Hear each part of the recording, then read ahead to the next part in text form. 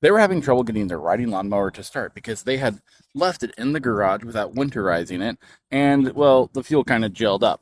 So to get around that, we threw some of this into the fuel tank, and then we ether started it. Ether start on something like this, you just take the air filter off, spray it with a little bit of starter fluid or carb cleaner, put it back on, and then starter like you normally would.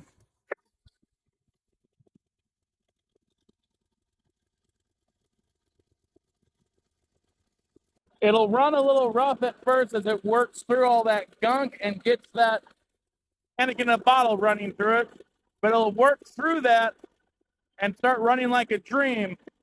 I've actually been able to turn it off and restart it twice now without needing any more ether or any more of this put into it. You just go and mow and run through all the fuel that's inside there until it's all gone, put in some new, and you're good to rock and roll. However, if you were having this problem because it wasn't properly winterized, you're probably going to want to check the oil and anything else to make sure that they've been doing their maintenance on that too.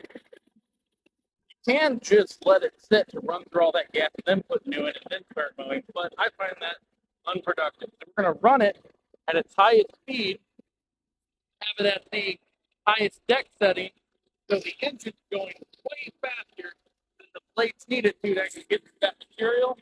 Thus being the best chance of being able to continue cutting and not getting stalled out. Even if it hiccups a little bit as it's running through that bad fuel with the 3 minutes.